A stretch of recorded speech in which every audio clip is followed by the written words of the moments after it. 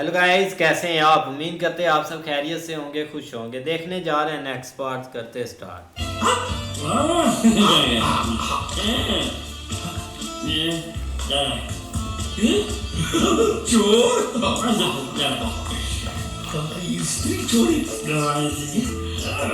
अरे नहीं नहीं, पकड़ेंगे ना तो तेरे जैसा चबा चबा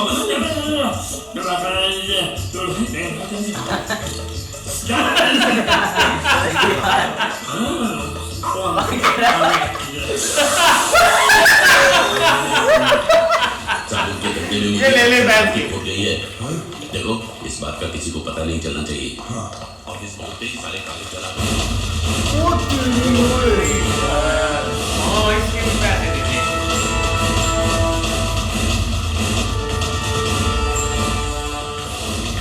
पैसा मिला? जी नहीं मिला। तो फिर यहाँ हाथ लड़काए हुए किस लिए आए हो?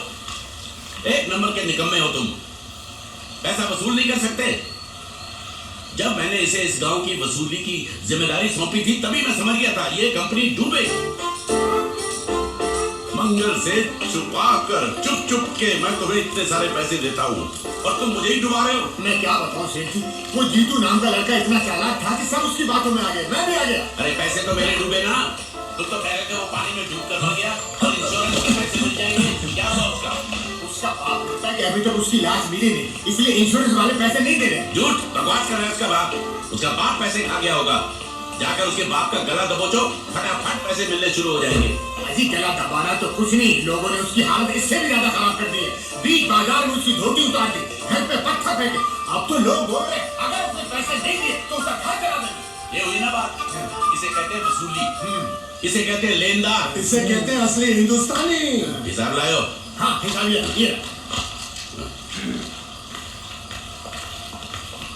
एक मिनट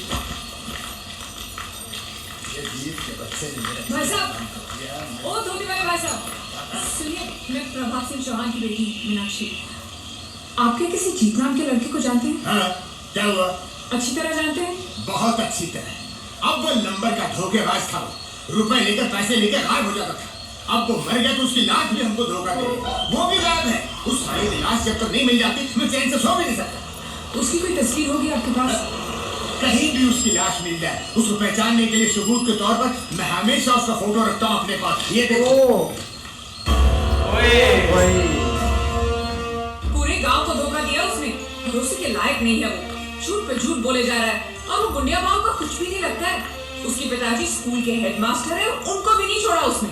उसकी वजह से पूरे परिवार का जीना हराम हो गया है।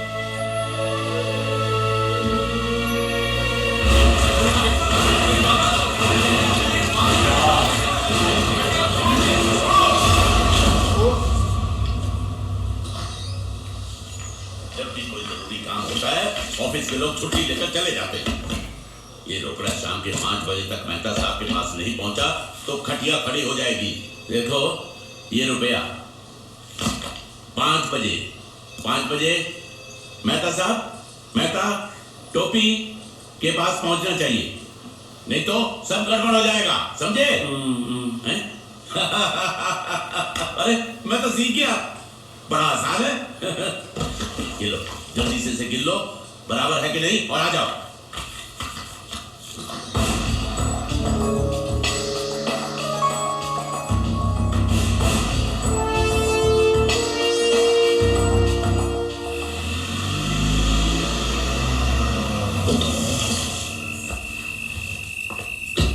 भैया पिताजी अभी तक आए नहीं।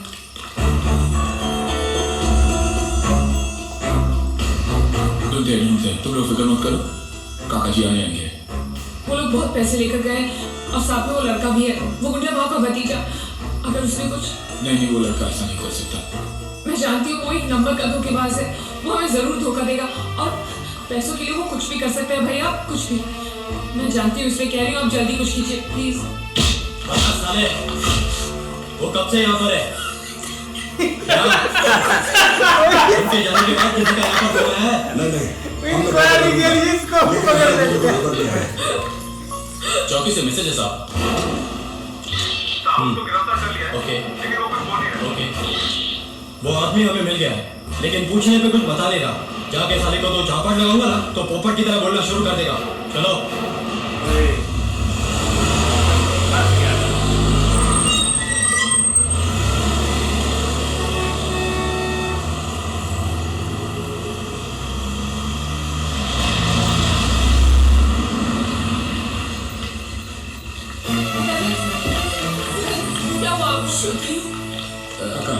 कैसे हुआ ये? कुछ नहीं, घबराओ नहीं, ठीक तो हो ना? घबराओ नहीं, मैं ठीक हूँ। और छोटा सा एक्सीडेंट हो गया, वो अच्छा हुआ कि कन्हैया साथ में था, उसने बचा लिया, मुझे अस्पताल लेकर गया, फिर जिसको पैसे पहुंचाने थे उसको पैसे पहुंचा के आया, फिर वो दवाई लेने गया, उसके बाद वापस ही नहीं आया। ओए यार, यहाँ आया क्या? हाँ? अरे आप लोग कुछ बोल तो नहीं रहे?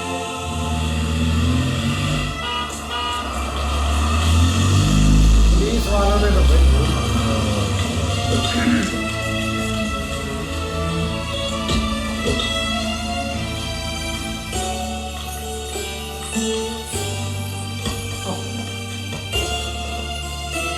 इसका बुरा हाल बेचारा लगता है।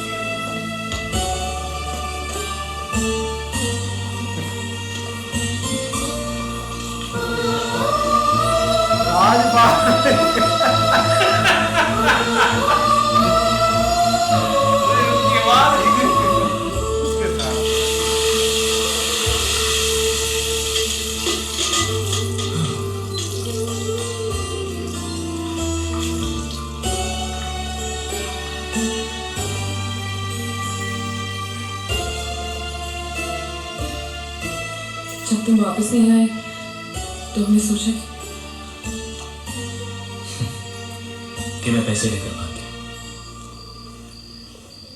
जयदेव प्रसाद मास्टर जी के बेटे ने सब कुछ सीखा है, लेकिन चोरी करना नहीं सीखा, और ना ही मुझे किसी को धोखा देना आता है। अगर आता तो मैं आज इन हालात में नहीं होता। इससे पहले कि लोग मेरे घर को जलाकर राख कर दें, मुझे वहां जाना होगा, क्योंकि इंश्योरेंस के पैसे उनको तभी मिलेंगे जब वहां मेरी लाश पहुंचेगी। लेकिन मैं वहां खुद चलकर भी नहीं जा सकता। किसी को कंधा देना होगा, मेरे शरीर को।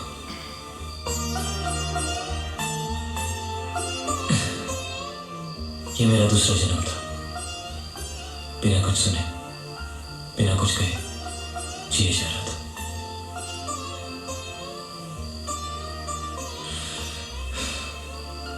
अब वक्त आ गया कि इस जन्म को भी खत्म कर दो।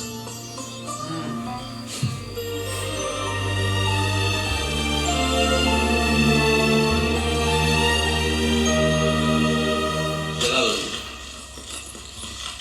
और ये क्या खाता है? ये खाता फिशिंग फाइनेंस कंपनी का खाता है। अरे 35 लाख का तो हमारा इन्वेस्टमेंट है, तो 36 लाख का घाटा कैसे हो गया? वो देखिए, हमने 35 लाख लोगों को कर्जे पे दिया, उस 35 लाख को वसूल करने के लिए 1 लाख रुपया और लग गया। वो क्या है कि वसूली के चक्कर में कई बार मुझे अस्पताल के चक्कर काटने पड़े, वो सब मिलाकर बता रहा हूँ। यानी माँ ने, मुझे लगता है इसके पहले के मंगल को पता चले मुझे सारे धंधे बंद करने होंगे। कोई बात नहीं, मंगल भैया को हम बता देंगे, और सिर्फ इस घाटे के बारे में नहीं, इस साल के सभी घाटों के बारे में हम ही बता देंगे। क्या? हाँ, और वो शर्मा जी से कितना वापस लेना है आपको? शर्मा? कौन शर्मा? कैसा शर्मा? कहाँ का शर्मा? क्यों भाई, तुम किसी शर्मा को जानते हो? ये नहीं जानता शर्मा को, मैं नहीं जानता शर्मा को। तुम लोग कहाँ से शर्मा को जानते हो? शर्मा जी, ये सही डायलॉग था। 35 लाख इन्वेस्टमेंट, 36 लाख का था। 35 लाख किधर से किधर चले गए यार। लेकिन दूसरी तरफ जो भाई गूंगा बना सही तो है। राजपाल की आवाज ही गई यार। वो इंक्वायरी के लिए शीशनाग को पकड़ लेते हैं राजपाल हर बार ही। लेकिन वो बेचारे को बहुत मारते हैं। ये इसको भी बहुत मारा है, मतलब 2 दफा इसके साथ ये हो चुका है। राजपाल के साथ हुआ, इस बार भाई दूसरे लड़के के साथ भी बहुत बुरा हुआ है यार। उसको बहुत मारा है, पुलिस वालों ने बहुत ज्यादा ही मारा है। और उसका सच भी भाई लड़कियों के सामने आ गया, ये क्या क्या करता है। ऐसे ही भाई उस बेचारे को ना 2 दफा ऐसे ही बिला वजह की मार पड़ गई है। और दूसरी तरफ भाई ये जो लड़कियां हैं ना, इन्हें कोई ना कोई रीज़न मिल ही जाती है किसी ना किसी को, मतलब ना फोर्स करने की। अब इनसे पता नहीं ये कौन सी बात मनवाएंगी, अब ये तो आगे देखते हैं। नहीं बिल्कुल ऐसे ही है, लेकिन मुझे लग रहा है कि लड़कियां जो है ना वो अब थोड़ा सा उसके ऊपर जो है ना वो रहम करने लगी। जिस तरह अब ये उन्होंने खाते की बात जाके की है ना, उसकी मजबूरी का उनको पता चल, क्योंकि पहले वो डाउट में थी कि शायद ये इधर भी चोरी के लिए आया, लेकिन अब जाके उनको थोड़ी तसल्ली हुई कि बंदा ईमानदार है। अब देखो आगे भी। हाँ जी, देखते हैं नेक्स्ट पार्ट में, तब तक के लिए गुड बाय, टेक केयर।